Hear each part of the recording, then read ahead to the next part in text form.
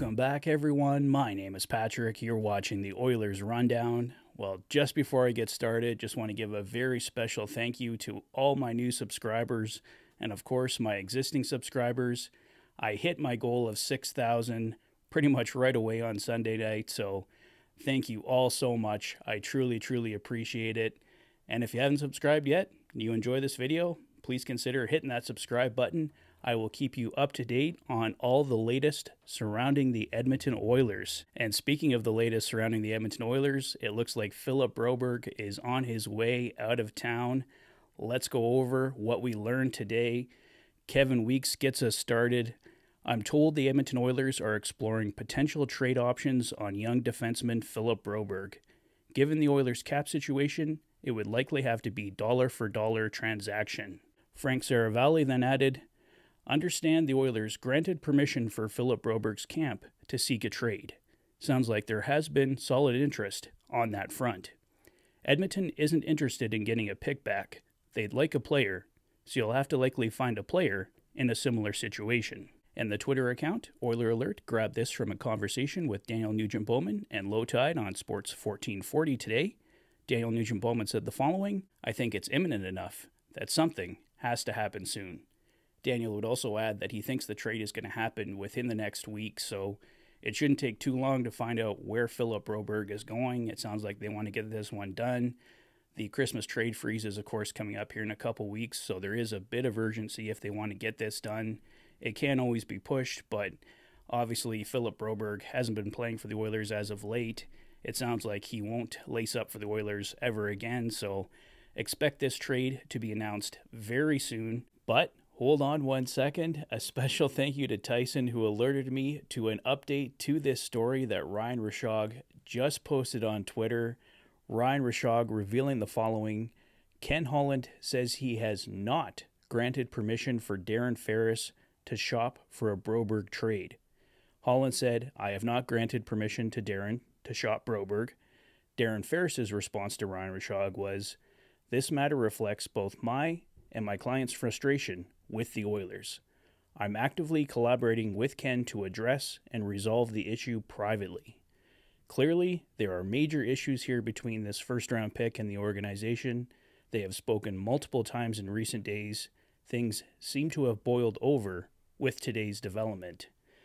So this doesn't really change anything. I think the Oilers are going to trade Philip Broberg here and very shortly, but I guess according to Frank Saravalli's report saying the Oilers had granted Darren Ferris permission to speak with teams, that wasn't true, at least not yet. But I think we will see a Philip Broberg trade here very soon.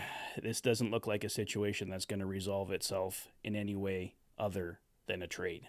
I personally would prefer to see Philip Broberg moved in a package rather than a one-for-one trade, but it sounds like the Oilers are probably going to go one-for-one.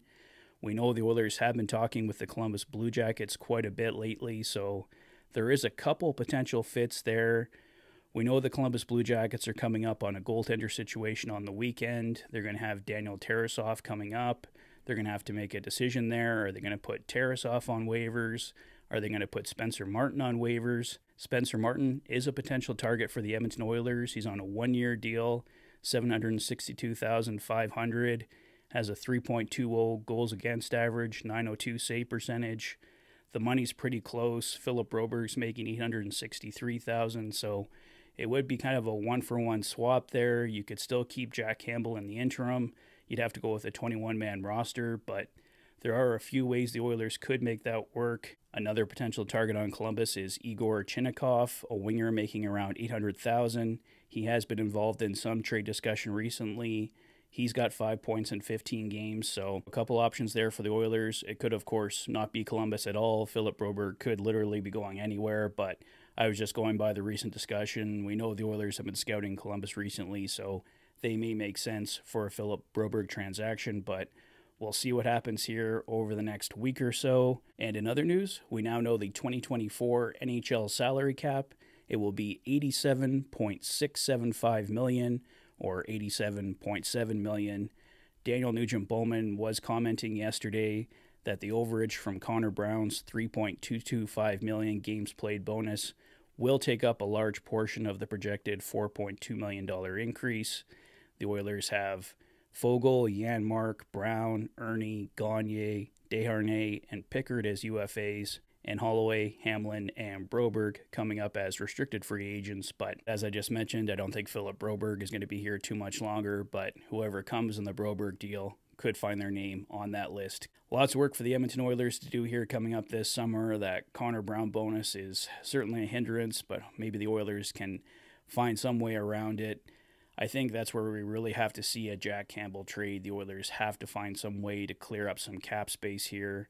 And speaking of Jack Campbell, haven't heard any announcement on him yet, so I don't know if he's coming up this week or not. Doesn't sound like he'll be up for tomorrow. I guess the Oilers could technically call him up tomorrow, but I'm guessing if he was going to be in the lineup, he would have been recalled by now, so the Oilers likely pushing that decision a bit. Stuart Skinner is coming off of 5 days of rest, so he'll be ready to go. The Oilers don't really need Jack Campbell up just yet. Looking at the lineup for tomorrow, the Oilers are going to go with Nuge, McDavid, Hyman on the top line, Keane, Draisaitl, Brown on the second line, Fogle, McLeod, and Janmark on the third line. And skating on the fourth line were Gagne, Ernie, Hamlin, and Ryan. So one of those guys will be coming out. On defense, Nurse and Ceci, Ekholm and Bouchard, Kulak and Desharnais, and of course, Stuart Skinner in goal. So that is pretty much the latest, guys. It's unfortunate news about Philip Broberg. He's an 8th overall pick. Lots of promise, but doesn't look like it's going to be fulfilled with the Edmonton Oilers. Hopefully they can get something good for him. Like Frank Saravelli mentioned, there's lots of interest in him, so hopefully that can translate into at least a half-decent trade for the Edmonton Oilers. But we'll see what happens here over the next week. So let me know your thoughts on Philip Broberg, on the upcoming salary cap, on the Oilers overall, in the comment section below. If this is your first visit to the channel and you like what you see, please consider liking and subscribing for all the latest Oilers content. You've been watching the Oilers Fanatic. Thanks for being a fan.